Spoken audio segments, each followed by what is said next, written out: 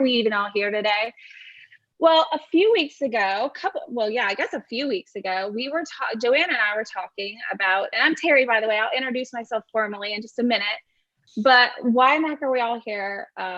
Joanna and I were talking a few weeks ago, and we're like, people really need to hear some cool ideas about how to wow their attendees for these virtual events. Like, some of them are so boring. We're talking about Zoom fatigue and like the meetings over and over. Well, like, how can we prevent that from happening? So we decided to pull together some really awesome content that we held a couple weeks ago called How to Wow Your Virtual Attendees. And just like this one, holy cow, y'all, there are like 400 people that are registered for this webinar. And what was it, Joanna? An hour and a half into the conversation. Okay, the webinar was only so much content that we went over, and people said, you know what, we asked for permission, and they said, go for it. So yeah, so keep going, we won't leave. So we still had like almost 200 people, well over 150 people, an hour and a half into the webinar. Well, one of the things that we asked on that webinar was, because we didn't have a lot of time to delve into how to wow your sponsors and exhibitors, was we just asked everybody, hey, so what do you want to see next? Do you have any interest in having a conversation about how to specifically wow your sponsors and exhibitors, right? They're like essentially the lifeline of our events, right? And oh my gosh, through the chat, everybody's like, yes, we absolutely want to hear that. And so that's how we are all here today. Fortunately, I get to rub elbows with some really smart people like Bruce and Scott. And so they so graciously decided to give their time and their energy and their insights for this group as well today. So that's how we're all here. I'm going to go over just a couple of housekeeping items so that you guys kind of know what's going on. We are recording this, and everybody is on mute. And we want you to chat with us. We want you to ask your questions in the chat. So go ahead and use that little chat option in Zoom, that tab. Give us some feedback, maybe even share your own stories. That can be something we add as color commentary throughout this. And of course, if you want to social media, so that all the social media goods are there. Brian's showing you. This will be available on YouTube after this is over. And if you're looking for CAE credits, this will be good for one, or I don't know, can you do a half a credit CAE? Like if we go an hour and a half, maybe it'll be good for 1.5. We don't have to be greedy. Well, we're going to do this in an hour. We know. We're going to try. We got this. Okay, so that means I've got to shut up. I'm done with the housekeeping items. I'm Terry Cardin. I am the creator of 100 Reviews, or the co-founder of 100 Reviews, and the creator of an event called Non-Doozapalooza. We, much like many of the people involved here, we here at the Non-Doozapalooza office had to migrate our in-person, very tangible, very fun event into this virtual environment. So I've been learning alongside all of you. And so that's kind of the lens that I'm coming through, is creator of events called AMS Fest and Non-Doozapalooza, and co-founder of 100 Reviews. And you might also see me wearing a hat with Review My AMS. So I have identity crisis, but that's who I am in a nutshell. We'll go on to Joanna. I think you're up next. Tell us about yourself. Oh, sorry, Scott. Sorry, I'm not Joanna. Scott Oser with, as you can see on the screen, with Scott Oser Associates, longtime association professional, been in the association world for about 25 years, and now running my own firm. And we are helping associations with their membership challenges, their marketing challenges. And part of the reason, or the main reason I'm on this conversation today, is working with a number of associations on virtual sponsorships and exhibits and advertising, sales, and strategies. Awesome. Oh, wait, Terry, you were going to ask everyone to give us a fun fact. Terry, what's your fun fact? Oh, I had a feeling that was going to backfire on me. I have bungeed 3 times. Add a caveat, I actually explored a cave slash a hike last week. It was over a mile in the dark, just so I could get to an outlook to view the sunrise, which was totally worth it. Nice. So, adventure. Scott, do you have a fun fact? My fun fact, and especially in the world that we're living in right now, it's even more fun and exciting, is we are actually planned a trip to the Grand Canyon in about 2 weeks. Never been, have not left the San Diego area since March. So excited to get out of here and see something new. Nice. Mm-hmm. All right, so I'm next. I'm CEO and Chief Troublemaker here at Matrix Group. We're a digital agency. We work almost exclusively with associations and nonprofits. We help them develop and then implement their digital strategy, and we do it through web, mobile, and social. And just last month, we unveiled a new virtual meeting platform called the Bespeak, and Bespeak is going to be powering Non-Do-Palooza. I'm good friends with Terry. I think she's one of the most innovative thinkers in the association space and the event space. So really, really pretty psyched that I'm going to be working with her on that event. Bruce, oh, my fun fact, sorry, I got to give you my fun fact, is I have a mug collection. So if you follow me on Facebook and on Instagram, I've been posting a mug a day. I finally finished the mug collection on Facebook. I realized I wasn't posting on Instagram, and I closed out my mug collection with a mug from Midsummer, which is the first event that we held in our meeting platform. So of course, like, we had to have a commemorative mug. So see, it says Midsummer, and then it says sponsored by Caffeine and Masks. So that's my Joanna, when I saw that you were coming to the end of your collection, it made me want to send you some of my random mugs just so that wouldn't happen. All right, Bruce. All right. Thank you, everyone. I am Bruce Rosenthal. I've worked for nonprofit organizations for many, many years. And I was working for an association about 10 years ago when they launched a new sponsorship program. And I was asked to run that program.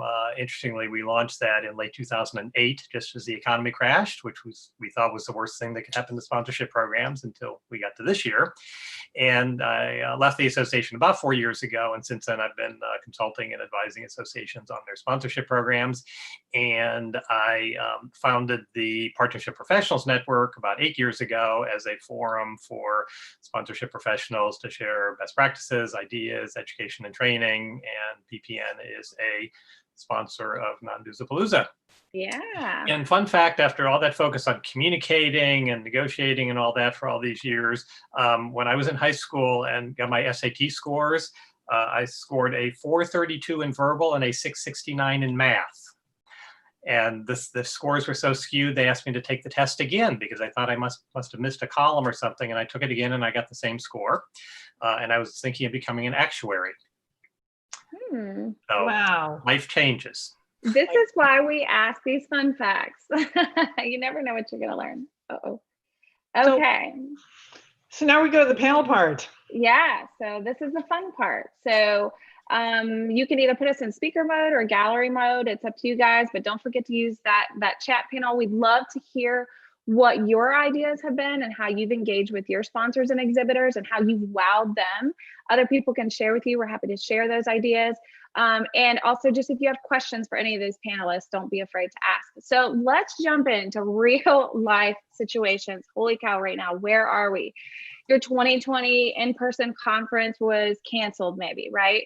And you've got a virtual conference planned. Like, what do you even do with these exhibitors and sponsors, and how do you mitigate these revenue losses? Like, let's pretend like you don't even have a virtual conference planned right now. Like, you just have canceled your in-person, and like, what do you, yeah, you canceled your in-person. Like, where are we? What do you do? Like, is there any advice around this real life current situation?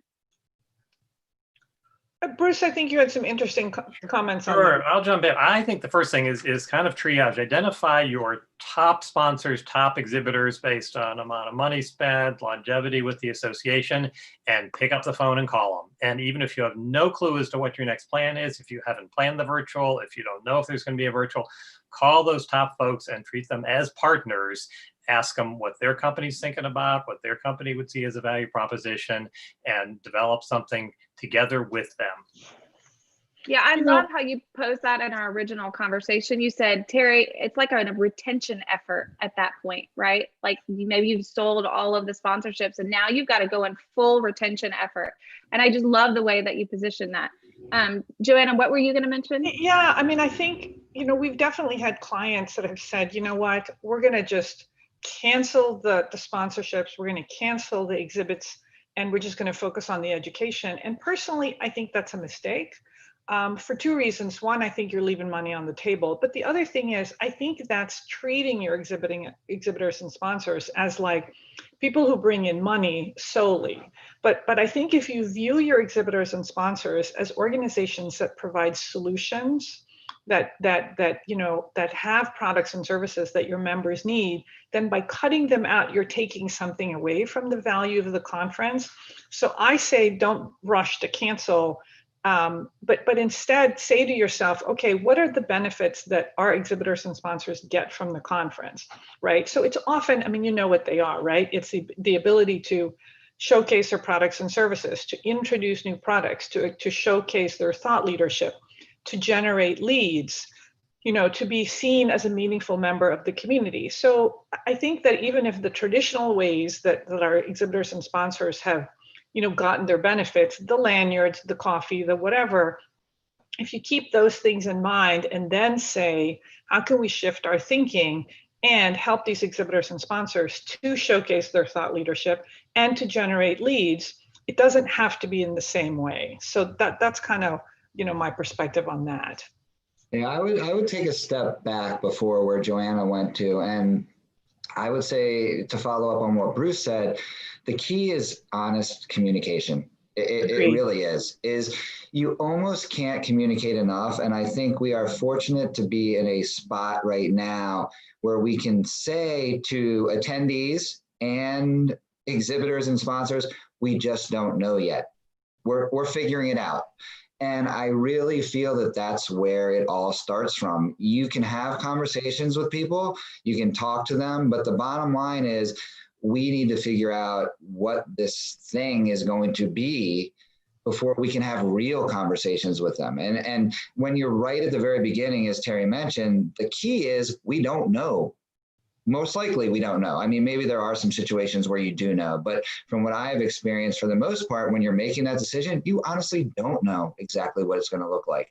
So what the people that I have that I have communicated with for my clients when I'm doing exhibits and sponsorship, really retention in a lot of ways more than sales, is this is what's going on, this is where we are, and we will keep you in the loop the entire time as we think about these things, because that's what they really need to hear. They don't necessarily need to hear, all right, what are your goals, what are your objectives right away, because that may change, especially in the world we're in now. It could change every day, let alone when this plan gets developed 6 months from now or 3 months from now, depending on when your event is. So I know that piece is important, but Terry, to answer your question sort of directly, right off the bat, it's just communicate and be honest. Agreed. Let them know that you're trying to figure it out, and you will keep them in the loop as you're figuring it out. Yeah, and I think everything we're talking about today can be scaled. So some folks might be, oh no, I'm a one-person staff. How can I call 40 exhibitors or 40 sponsors? Everything can be scaled. And if you've got a 4-person staff and you can, come up with a 40 company list and call them, that's great. If you want to start with 2 or 3 companies, that's fine too. Yeah, it's prioritization. Sorry, Terry, I didn't mean to interrupt. It's prioritization. I mean, that's part of initially what associations need to do, or the meeting organizer needs to do, is prioritize. Because we, as marketing and salespeople, we always say this, and we always say, we hate to say it, you can't afford to spend the same amount of time on every organization that's helping you. It just doesn't work. You've got to figure out who the ones are, and I hate to say it this way, more important than others, and spend the most time with them. Communicate with everybody, but spend the most time with those that are more important, and you need to prioritize that. Yeah, and we're going to jump to that like in a second, but for sure, I appreciate what all of you are saying, which is authenticity and communication. When all of this was kind of unlocking a few months ago, I think it was natural for associations to want to communicate with the core member, right? And so that's who we're tailoring to, is the core member, and our communications about what was going on in the marketplace or what was happening around COVID was communication. The worst you could do is nothing, right? And so what we're talking about today is also not forgetting that we have these sponsors and exhibitors that are like helping the bottom line, right? And communication is the key. The worst thing you can do is not communicate with them at all, right? So this is what we're about to jump into, Scott, is like, what in the heck do we do if I'm looking at a show floor at Javits or at McCormick Place, and I'm an association, and I've got a team, an event team, or even a partnership/sponsorship sales team. Let's pretend I'm even in that position, but I'm still staring at, I don't know, 1,000 booths, 1,500 booths, 8,000 booths. I mean, tons of booths. Like, how do you even start somewhere with this conversation with them? And what do you even, like, what does the beginning parts of this conversation look like? And then how does it sort of unlock where you can possibly add value that they may not have ever had in a real in-person experience? Well, let me start, because I think Bruce and I are going to have a little bit of a different perspective on this, which is good.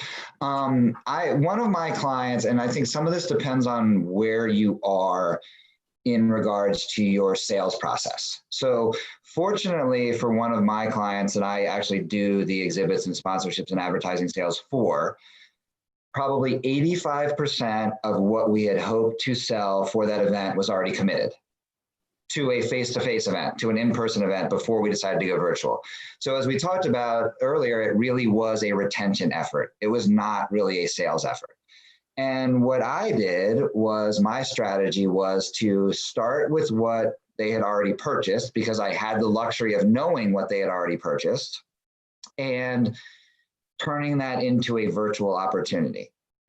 So it wasn't so much, all right, let's try to figure out brand spanking new stuff and create it totally from scratch. It was, let's figure out what they were doing before and come up with a list of opportunities. And so what I did in this process, which turned out to be very successful, was I came to them with ideas on, all right, you had originally contracted for this, we're going to replace it with this. You had originally contracted for that, we're going to replace it with that, which is worked, but it's very different than, okay, our meeting's not for 9 months, we basically have nobody booked. And so we really need to have, and I'm going to let Bruce take this one, we really need to have more strategic conversations about what the partners are trying to achieve. And Bruce, I'll throw that one right over to you. Sure. So yeah, I think, it really depends on the company, what their spend is, what their commitment is. So I think, yeah, definitely, as Scott said, having a list of what the other opportunities are, what the other kind of replacement value, is it a webinar, is it something at the virtual, is great. And I think there are some companies at the very top level, year-long corporate partners, who would probably benefit more from a conversation and a discussion before saying, oh, we've already made the decision. So I think both can work. I think it depends on the company and their personalities. And some companies might also say, tell us what you're going to replace it with. We're ready. We've already budgeted the money. We already sent you the check. The conference was canceled. You're going to do something else. Tell us what you got. So I think it's really having that conversation with every company. But yeah, as we keep reinforcing, having that conversation, and we always start off conversations on how are you doing? How's your company doing? Is this a good time to talk? But I think it's both, having a list of things you could do, but the company might also say, oh, well, have you also thought of X? This would be really useful for our company. And then you have to decide, does that fit in with your event? Does that fit in with your member needs? And Carrie, I think, if I may, to you guys' point, I think you're absolutely right that you want to start with the largest exhibitors, but communicate with everyone. I mean, even a couple of emails just saying, here's what we're doing to all the exhibitors, so they feel like, okay, at least I'm getting communications. Start with the biggest exhibitors, because I think what we've seen is when you get commitments from the larger companies, then the medium and the small size companies say, oh, well, X is still in, so they must be, and we know they're going to be, paying a whole lot more money, and they must be seeing value. So I guess we should follow in line too. So there's always going to be some companies that say, we just don't see the benefit, but you got to start somewhere. So you start with the biggest. And then I think, one thing that one of my clients did is they activated the board, not necessarily to do any selling or retention, but just to thank them. And they gave them 20 calls to make, just to say, hey, I don't really have all the details, but I just wanted to say thank you for your leadership. Thank you for your participation. I hope that you'll stick with us as we as we go to virtual. So what happens is then the exhibitors feel like, whoa, I got a call from somebody in leadership. I actually have a friend, she's CEO of an organization. They had 40 exhibitors.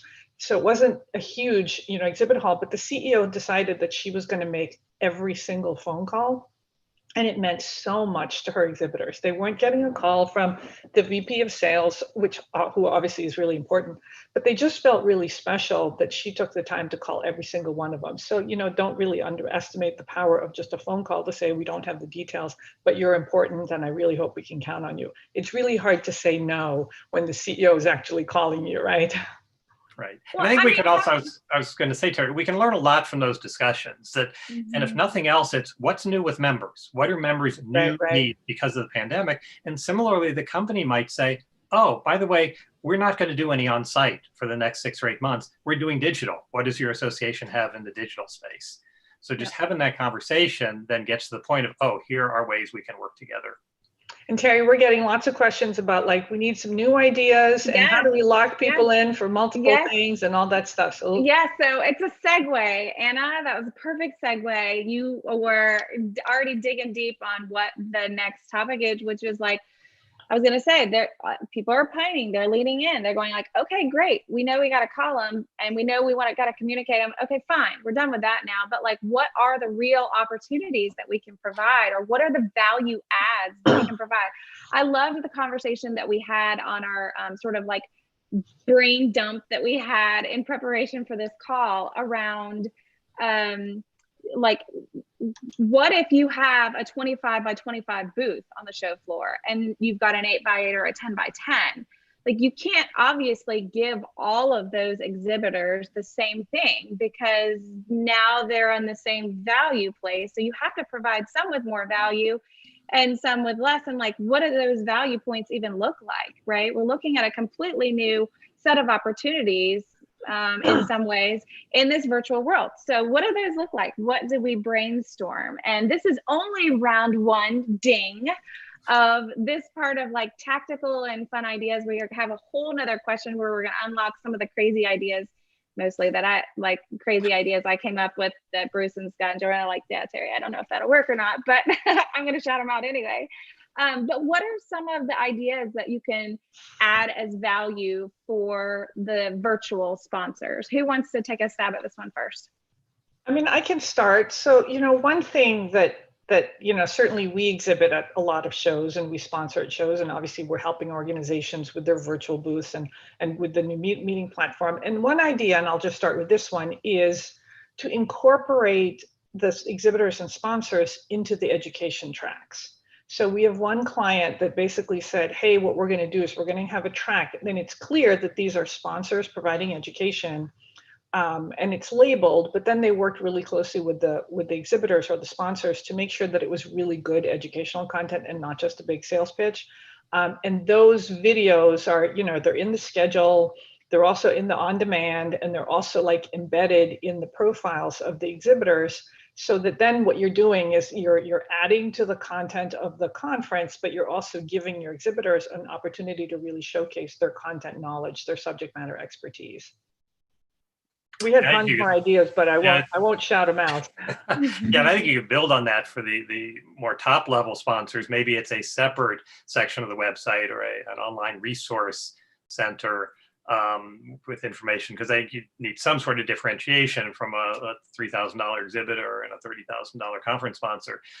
But just to build on some of Joanna's ideas around education content, it could be bringing in one of the sponsors as a panelist on a virtual session. It could be having them as a moderator, or inviting them to come in and participate in the chat so they could, connect with members and share their knowledge. So I think there are a lot of ways in this new digital world, and in a way with those different opportunities, not confined by how many rooms do we have and bricks and mortar and how big is the room and all that, to include exhibitors and sponsors in a lot of different ways now. So, I mean, I think I'm sorry, go ahead. Sorry, go ahead, Joanne. No, go ahead. Well, what I was going to say is some of this, there's not going to be a one size fits all. And I mean that across your exhibitors and sponsors, but also across associations. So different shows have different, or events have different reasons for existing and different purposes and different goals and objectives. And then within that, your exhibitors and sponsors are going to have different goals and objectives. So I think that one of the key things that you need to understand as much as possible is what, in generalities, it would be nice to know for your biggest supporters exactly what they're looking for, like what is driving for them. And then otherwise, what do the majority of your exhibitors attend for? Why are they giving you money? And for the most part, it's leads and demos, right? So this is not going to be rocket science, but in the virtual world, it's very different than it is in the face-to-face world. How do you help them collect those leads? How do you get them direct contact to what is hopefully, based on your audience, their end user, their purchaser, their decision maker? And so how you do that, I mean, I'm working with an organization right now and it requires some education. There was a conversation that I saw just earlier this morning about how do you help your exhibitors be more successful in the virtual environment? And I think that's really important. In the face-to-face environment, they put up their booth, you drive traffic, right? We've been hearing the conversation for years. All right, well, the exhibit halls don't really work. I'm back in the corner. How do you get these people to the corner? That we're having the same conversation now, but it's shifted. It's shifted to virtual. How do we get people, attendees, to say they want to be contacted by the exhibitors and the sponsors? So the group that I'm working with, we have a contact form embedded within the platform. So that way, when an attendee goes to visit this exhibitor, they fill this out, it goes to our side, so we can then give the exhibitor a record of everybody who requested information, but an email automatically also gets sent right to that exhibitor, so they can tie those things together.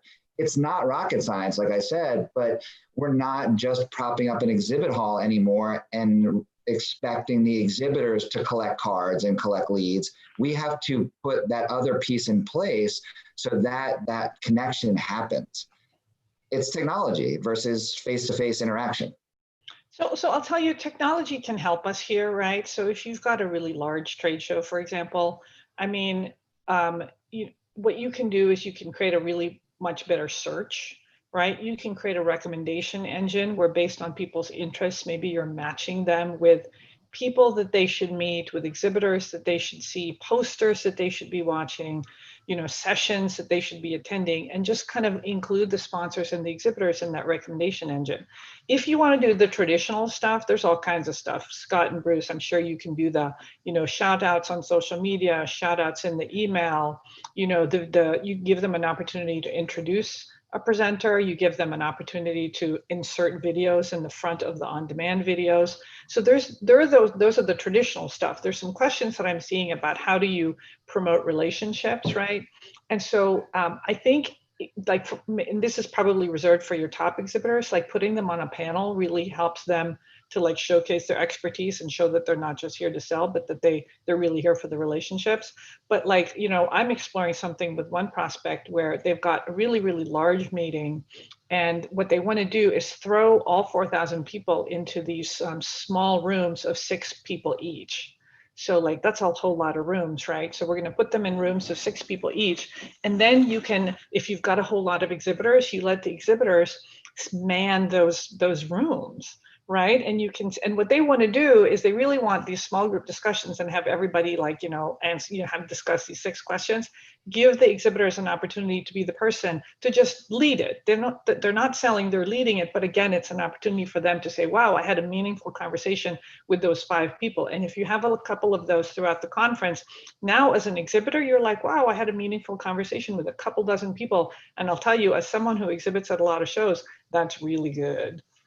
Yeah, and Joanna, to follow up on that, I don't want this piece of Terry's question to get lost, which is, what do you do for large exhibitors versus smaller exhibitors? Because, and I hate to keep saying in the virtual world versus the in-person world, but we are comparing virtual to in-person, right, in so many ways. There are unless you are doing sort of that avatar-y type technology system that to actually have somebody walk into a 20 by 20 booth versus a 10 by 10 booth versus whatever. There is no such thing as a 10 by 10 versus a 20 by 20 versus a 8,000 by 8,000. All booths are the same size because there are no booths anymore. So Joanne, I think what I wanted to comment on along that line is maybe for your larger exhibitors, for your larger booth purchasers, those are the people who get to go into these smaller conversations. The 10 by 10 people don't get that. And so I think it's determining what is of value and then upgrading it for the people who spend more, because again, there is no 10 by 20. There's no 10 by 30. Everything's just a booth. And that goes in some ways to, and I don't think we're going to go there in this conversation, but I want to throw it out there as you're deciding what to do with your exhibit stuff. Do you even call it exhibits anymore? Do you call them booths anymore? What do you call these entities? Because it really is a presence, right? Our decision was with my client that I'm most involved with is we're still calling them booths, but we're calling them virtual booths. And the 10 by 10 people, again, I want to reiterate, these are people that had pretty much all already purchased. They had all already committed. So I wasn't reselling, I was just reconfirming. So anybody who had reserved a 10 by 10, they were a virtual exhibitor. Anybody who was, and you guys will love my brilliance of the way that we created this, but it had to be easy. Anybody who had a larger booth was a premium virtual exhibitor. Ooh, yes, so creative. Right, very, very creative. I know, I always thrive on my creativity. But the other thing that we did, in addition to like doing the things that Joanna mentioned, which was to give them more benefits, there was a premium exhibitor section versus a exhibitor section, right? Virtual exhibitor section. Not a big deal, but at least that way, from the eyes of the exhibitors, which again, they're not really exhibitors, but they would be in a higher level of the area so that as you scroll through the page, you would see them first, which is important. Yep. I think another distinction, and I think Scott's absolutely right, that it's higher value, however you are now going to quantify value. I think the other distinction, because someone mentioned in the chat, well, if you provide content opportunities for companies, will it just become a sales pitch? And something I learned from somebody on the education team at an association was the idea of working with companies to understand, educate to sell, don't sell to educate. So the companies that figure this out realize, yeah, if they're going to come with, to that roundtable discussion that Joanna mentioned with their catalog and their price sheets, they're probably not going to be that successful and get much follow-up. If they come and really explain how their product is helping members, or even a case study of here's how our product helped a member become more successful, those are the companies that are going to get the follow-ups. So we have a question that came in that is loosely tied, or it's more directly tied to the front end of this conversation, answers this question, but it's loosely tied to this back part. And I think it's important. And so Nancy, thanks for asking. What do you think of using an incentive for sticking with us for the virtual event? For example, she says a first right of refusal in booth selection for the 2021 in-person event. So that's kind of like almost providing an incentive for them to stay for following years. What do you guys think about that? I think it's a good idea. Bruce and Scott, I mean, I think, you give them incentives, and maybe it's not just for next year, maybe it's other stuff. Right. For sticking with us, maybe you get, a mention in the email. Maybe you get a thank you from the podium during the general session, for being early supporters. Maybe you get to do a video case study, Yeah, I think incentives are good. My concern with offering a discount for the following year is that if you have a very loyal company, they're probably going to be there the next year anyway, so you don't have to reward them for doing that. If you have the smaller companies, they may not have the ability to commit for next year. I mean, I think that the whole idea around incentives is they have to incentivize something to do someone, which means they need to be valuable, right? Mm-hmm. I mean, and so to offer them a discount on the following year, let's make the assumption we're going back to in-person. What if the following year's location doesn't work for them?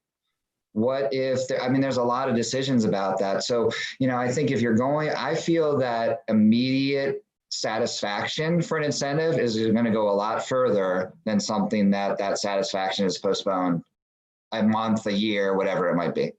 I'm always about bundling, right? Don't give money back, give them additional value. Yeah, definitely. Well, and to that point, I guess I'd rephrase the question a little bit, not so much how do we keep them involved next year, because also we're not sure what next year is going to look like and what the offering is going to be. So you could incent them with something that won't be available. If we reframe the question, how do we keep them involved now? So if the May conference was canceled and there's not going to be a replacement big conference this year, is there something else they can do this year? Can they do a survey with the association? Can they do a webinar with the association? So I'd focus on not letting these companies get too far away, and next year is a while and companies might find other opportunities for marketing. I'd look for ways to find replacement value sooner than later. Well, let me ask you guys a question, if you don't mind. So like, what do you say to the exhibitors, large and small, who say, gosh, we're just going to wait till next year until this is over? If and when that happens, because, we're definitely like, there are companies doing that, right? Scott, what do you tell them? My reaction is if I or you as the salesperson has the ability to try and get them to take up another opportunity, do it. I mean, I always feel like don't let them off the hook, right? Like if I'm doing ad sales and say somebody, or let's keep it with conferences. If I'm working with an organization that typically has purchased a 20 by 20 or a 40 by 40 or whatever, and they come back to me and say, yeah, not interested for that next year. You don't just let it drop. You don't just say, okay, cool, thanks. We'll talk to you next year. Right. No, you offer other opportunities. Do you want to do something smaller? Would you like to do something that's a little bit more cost effective? What would you like to do? So I think that that's really where you've got to kind of push it. But I have found in my own efforts and in my own listening to other groups, there are definitely companies right now with almost no rationale besides they don't know what it's going to look like, who say, we're not doing virtual. We made the decision not to do virtual. So if they're not doing virtual, but you probably know because they were a viable prospect at some point, they want to reach your audience. So can you get them to do something else that will keep them in front of your audience, that will keep revenue in your pockets, be a benefit to them, but isn't tied to that virtual conference that for whatever reason, their organization has said, we're not doing virtual. Yeah, I mean, I think, Bruce, you've said this a couple of times and I've heard it. Hopefully I don't totally mess it up, but I think I've heard you say like some exhibitors are just waiting for a way out and they're going, oh, this is it. Like now I can pounce. So having these conversations specifically about what the sponsors are looking for. And I think a couple of attendees already hit on it. Scott, you hit on it. You said leads or demos, and another attendee said networking. I would add on content leadership. Are they looking for content leadership or are they looking for brand awareness? So those are the things you need to be asking them now, because they may have been thinking, I'm going to dump my 25K this year. Like this is the perfect opportunity for me to get out.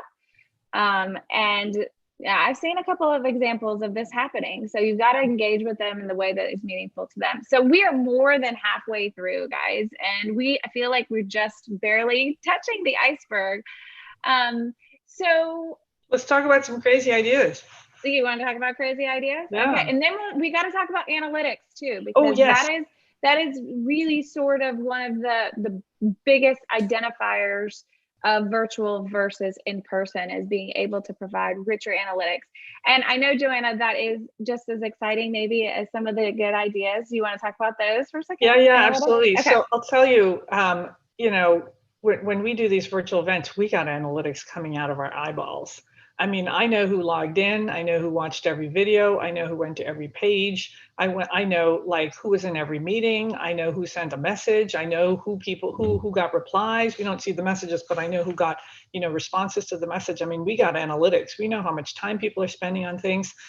And those, I know we've tried to do things with like beacons and stuff, but in a virtual environment, you have amazing analytics. Sometimes the analytics aren't what you're looking for, but you always should be learning from your analytics. And I think that in some ways, as exhibitors and sponsors, they're going to get more data about what's really happening on their pages, their booths, et cetera, than in a physical world. And I think they're not going to want to let that go when we go back to, real world exhibit halls. Because I'm kind of an analytics junkie and I love this stuff and we are drowning in it. It's awesome. Joanna, I want to follow up with that with a little bit of learning that I've experienced as I've been trying to work on the couple events that I've been working on, which is if you are to give give supporters, partners, whatever you want to call them, like a networking reception or a Zoom room or an opportunity to do a demo or whatever it might be, the first question I always get asked is, will I know who attended? So it's not, they don't want to know that 50 people hit that Oh, absolutely. thing. You got to know They want to know who they are.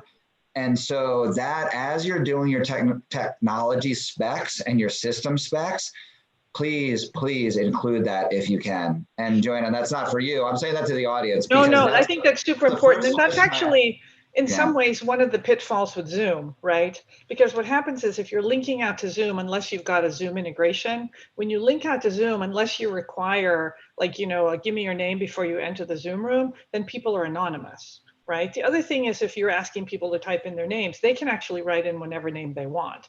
So you don't really necessarily, or people just might put, like in my case, if I don't want people to know who I am, I write JP, right? Who the heck is JP? There's a jillion out there. So like Scott, excellent point. Talk to your partner about like, can I actually know who's there?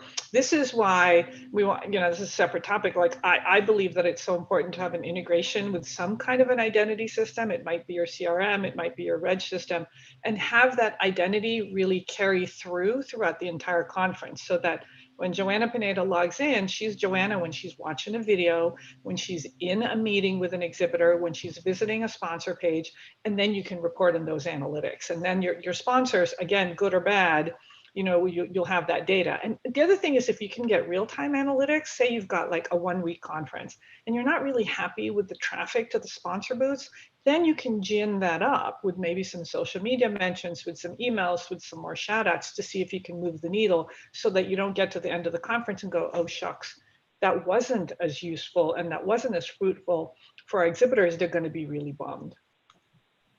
Yeah, Joanne, I think you bring up a really good point, which is tying the information you have back to or with the information that you get from who's attending, right? Because then that's another important strategic decision that associations need to make. And I think this is shifting because of opt-outs, where we used to not include email information. I mean, we as associations, the large majority didn't include attendee email information, but now we're all either accidentally, in some cases, agreeing that they can share our email information because it's buried in the fine print of our registration, or we're opting out. But I think that is honestly, it's an important thing to consider, and that's what they want. If you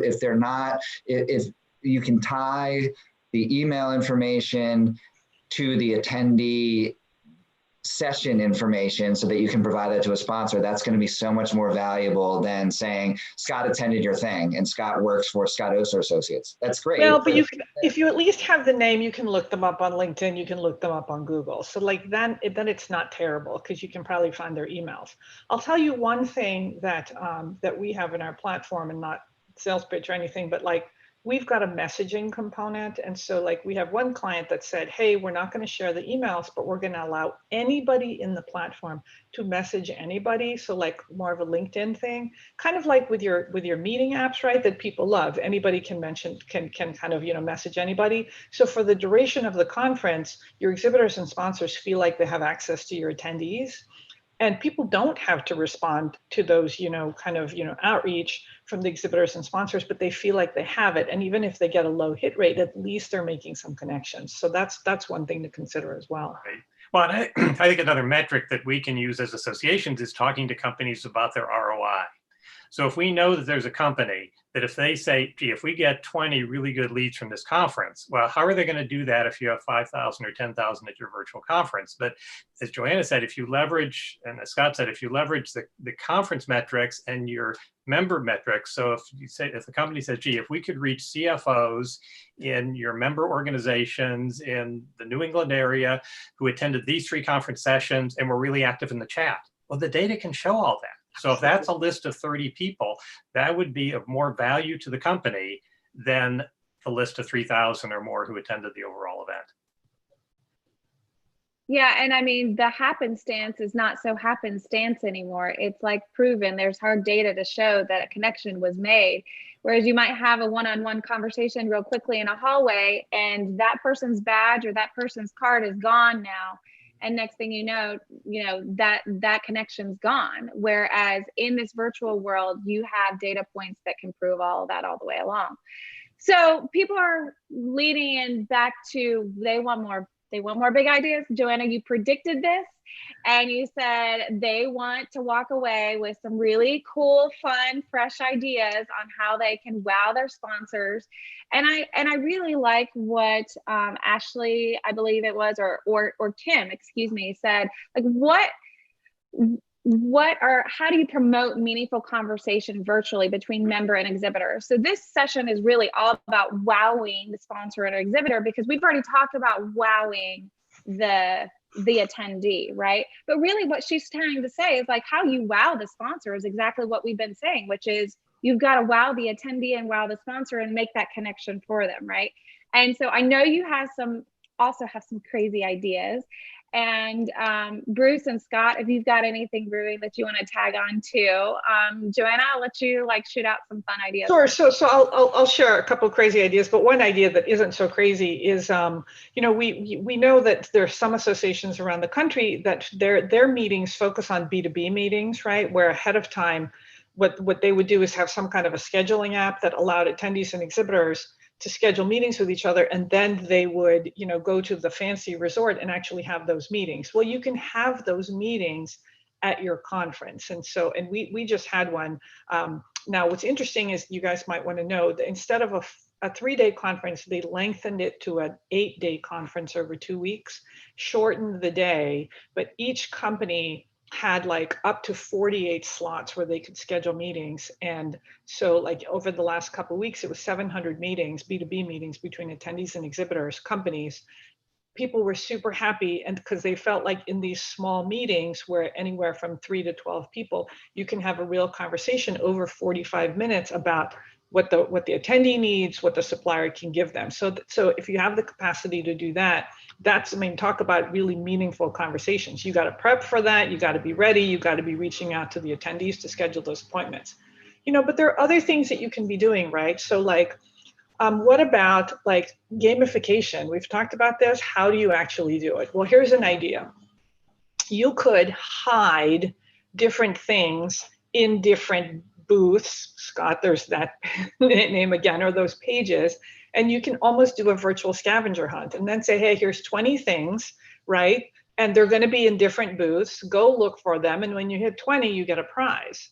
So that's like, kind of a virtual version of the, get your badge punched everywhere. But the other thing you can do is things like, what if you gave like every exhibitor a limerick, right? And so, like, you would say da da da da da da, and the answer is the company or the product, and then you could find it, right? So, like, you almost make it a game to explore different companies, and then again, you get maybe like as part of this gamification, then you're doing things like badging, right? Like this person like answered 10 of the figured out 10 of the limericks. Or you could do things like this person visited 20 of the booths, and so now there's something in their attendee profile. I have another idea, which is, how about giving people a financial incentive to actually meet with the exhibitors, right? And you get your exhibitors in on this, where you say to the exhibitors, hey, for every appointment that got booked, we're going to take $20 off a person's registration that they're going to get at the end of the conference, right? So you could presumably end up with a free registration at the end of the conference because you booked 10 meetings. And if the suppliers do a really good job with those pitches and those conversations, you got a little bit educated and you got a free registration.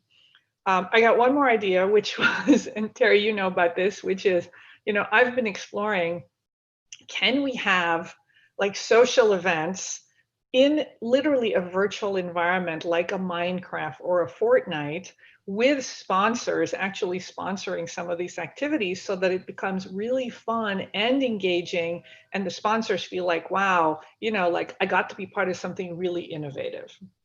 So those are some of my ideas. I got a few more, but I'll shut up for a second. Bruce or Scott, y'all have anything burning that you'd like to share?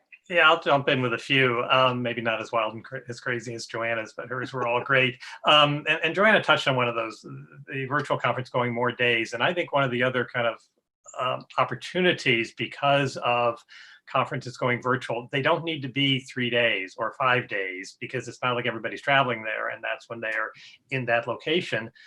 So I think we can expand this to year long.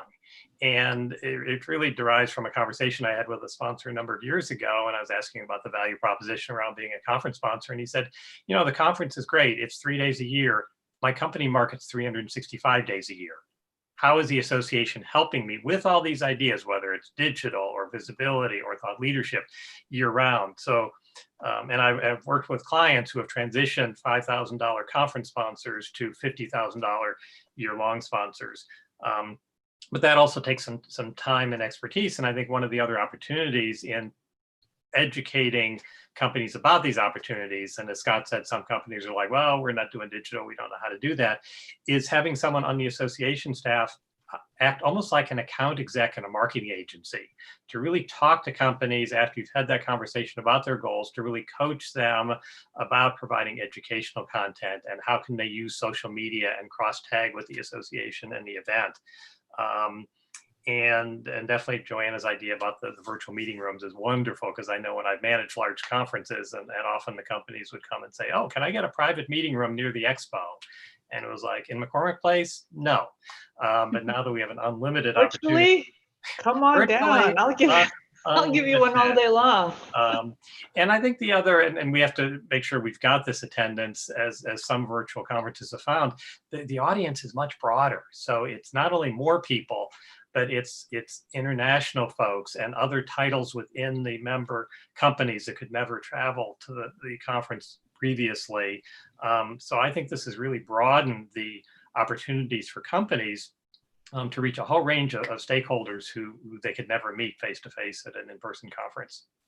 Hey, I have another example, or just, you know, to kind of piggyback on your coaching idea, Bruce. So like I'm speaking at the ASCE annual conference happening, you know, next month, and I had to submit my slides, and I got, you know, my slides went through a review, and then I got training on the platform, and then, you know, they're doing a nice job of presumably editing the presentation, you know, all that stuff.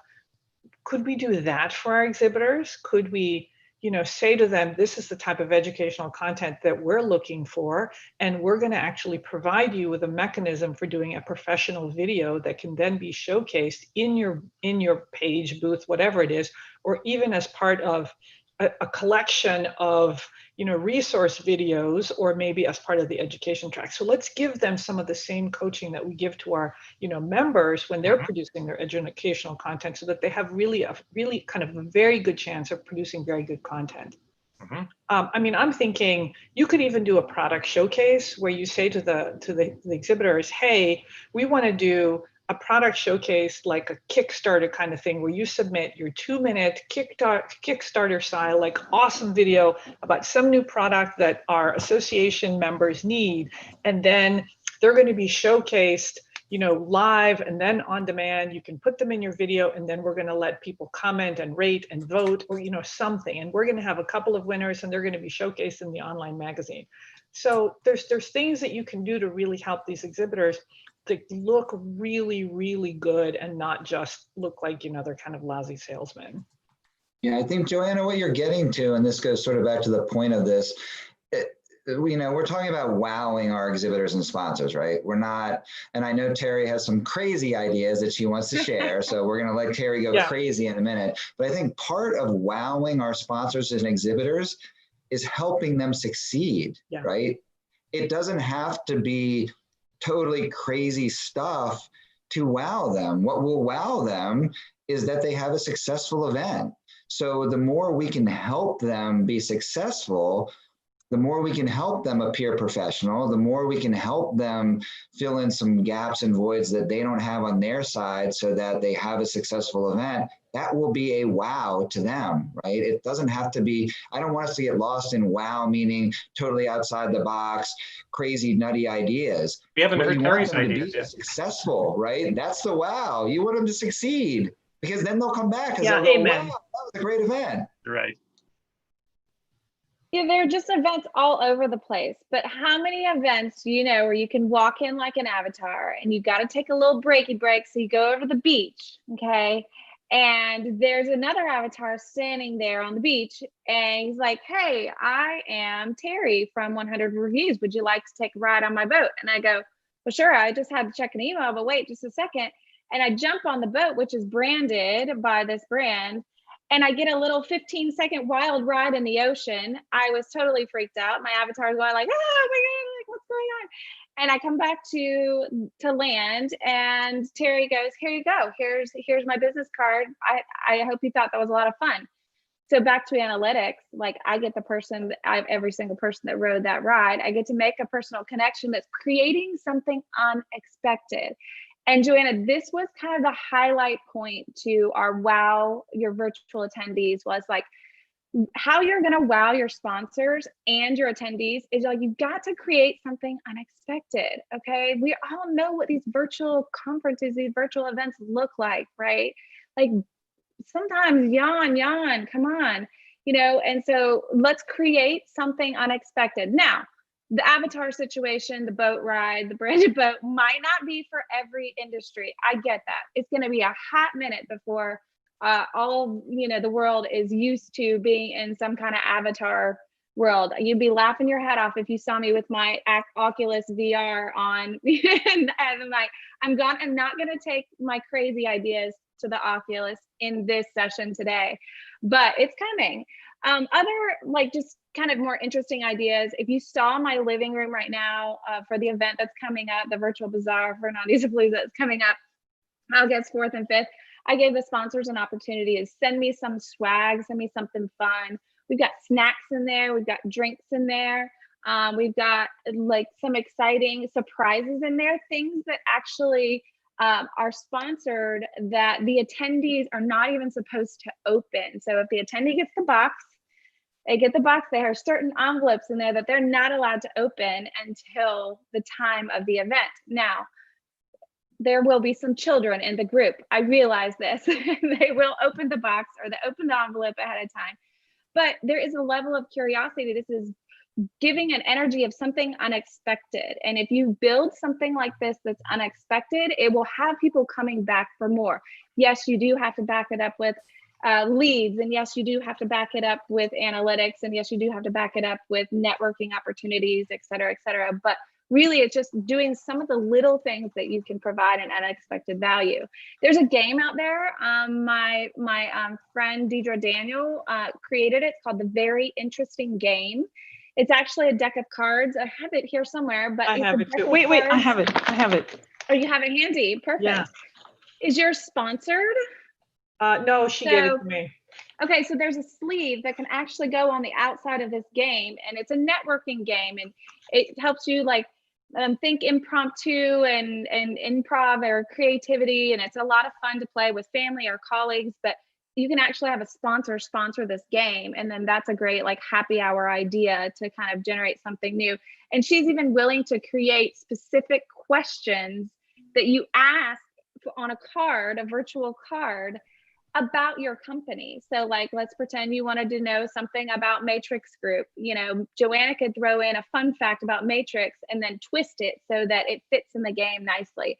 And it's just a really like totally different flavor to a happy hour, just a game that might be like, something like bingo or trivia or something. Hey, Terry, give us your other idea and then we're going to wrap it up. Okay. So my last idea, it goes back to something that's totally doable, borderline crazy, which Scott and Bruce were all talking about, like this marketplace or this static web page that you would have for instead of your exhibit booth. Well, what if exhibitors could hire through the association somebody to create video content? So let's pretend your marketplace or your exhibit hall or booth is open for, let's say, 8 days, like Joanna's client was. Well, every single day, the exhibitor could drip out a comedy, or a skit or some sort of new fun video idea that could be an add-on or value add to the sponsorship that they have. And then what would that do? That would have the audience coming back for more, because every single day they want to see what this comedian or what this funny thing has to say. And again, maybe it has nothing to do directly with what they're selling, or maybe it does, but it's just a new way to kind of think about giving something unexpected in this virtual environment and kind of have people coming back for more. So I know, yes, we're like, we're over. How does this happen? Okay, so we're going to talk and we'll brushly brief on, like, this is going to be over soon, guys, right? Like, we're all going to go back to in-person events really soon, and it's all going to be cool. Anybody have any thoughts on that? No. No. Well, I think two things, and there was an article that someone posted this morning using a new word, which I keep trying to get my head around the pronunciation, phygital, the combination of physical meetings and digital. So meetings are going to need to be P-H-Y-G-I-T-A-L, phygital.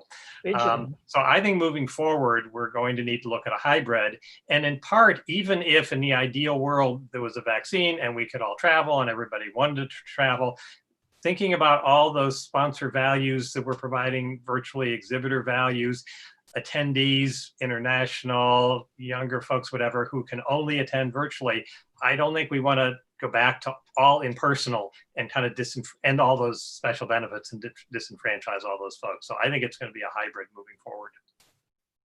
I don't think, Joanna, you or Scott would disagree, but Scott, you're trying to say something? There you go. Yeah, sorry, now I'm unmuted again. I was going to say, I think we are going to go back to in-person, but it's going to be very different. I still worry about the word hybrid because you still can't, or at least I haven't seen anyone's ability to virtually broadcast an in-person meeting. So, and vice versa. How do you bring the virtual people into the in-person, and how do you bring the in-person into the virtual?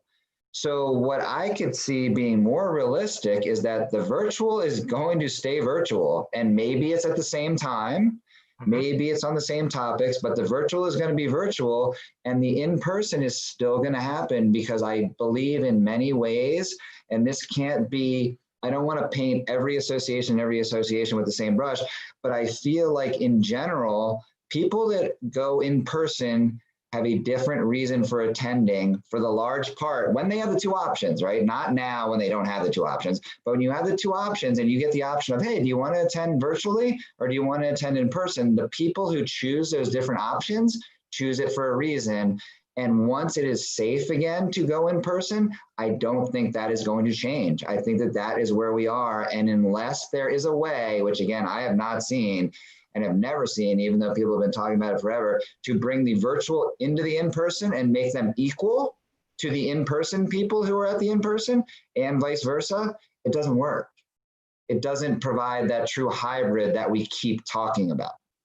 The sponsor is going to be so mad they don't have the analytics on that one-on-one conversation. You know, Yeah. Terry, I think that's my point. I think like what I'm hearing clients say is they maybe will go hybrid.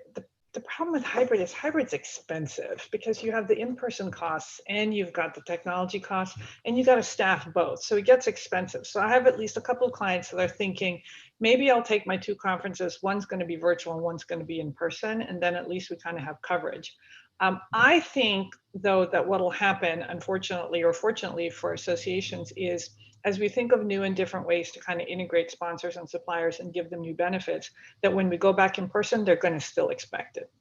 So the expectations will be higher and they'll expect more. So they'll say, hey, you got to give me the same level of analytics and you got to give me the same level of exposure. If before I had my 6 hours in the trade show floor and now, you know, I've got videos, I'm getting shout outs, I can facilitate discussions. When this comes back, I still expect all of those things.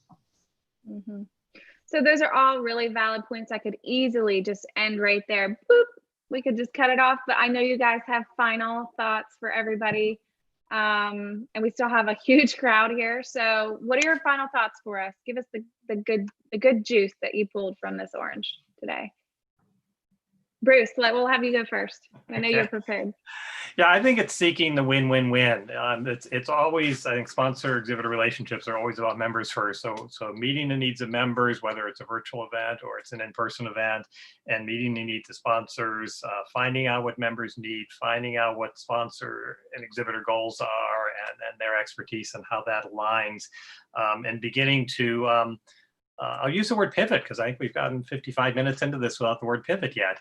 To begin to pivot, especially sponsor relationships beyond just that several days of the event and looking at it as a year-long opportunity.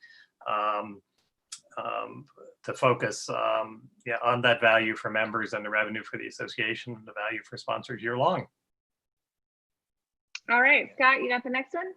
Yeah, I can give a more general perspective and on things. And what I was going to say is we now, for the most part, have the time to take a breath and move a little bit slower than groups that were forced to go virtual in like literally weeks or a week. And the reason I bring that up is because we have to be smart with everything we do. Even though I feel that sponsors and exhibitors and attendees to a certain extent will be gracious and will give us a little bit of breathing room and know that some mistakes are going to happen, we have to be very strategic about the goals and objectives and the purpose of our meetings, the goals, objectives, and the purpose of our exhibitors and sponsorships. All of that stuff is critical for two reasons. One, we need to make sure that people are satisfied this year. And then also we're setting a precedent for next year. And so is what Joanna said about we're offering this to them now, they're gonna want it again, right? Or if we don't do a good job this year, they're not gonna expect us to do a good job next year. So it's very important to, as much as we can, based on the resources and the knowledge that we have, to put our strategic hats on and put our best foot forward with everything that we do, or as much of everything as we do as possible. Okay. So and Joanna? Yeah, thank you. I think I would close it out by, I mean, I agree with everything you've said, by saying that I think during this turbulent time, that as organizations, we got to show that we're innovative. And so I think we got to do one wow thing. That would be like my recommendation. Do one wow, do really different thing, and acknowledge that it may not work. But I think what it will do is it will signal to your members and to your sponsorship community that you are willing to try new things. You can say, we're going to extend our conference. We're going to add virtual boat rides. We're trying new things that may not work, but stick with us because we're the people who are experimenting and innovating, and you want to stick with us. So this was an amazing conversation. I'm not disappointed a second, and I don't think the attendees are either. Scott, Bruce, Joanna, we could do this for hours. And we did. We all have stuff we have to get back to, important things. The attendees, thank you so much for being here. This was recorded. If you want to pass it along to a colleague sometime in the coming weeks, it'll be available on YouTube. Matrix Group International, Scott, Bruce, thank you so much. This was a lot of fun. I'm going to leave you guys with the wise words of John Wooden. Things work out best for those who make the best of how things work out.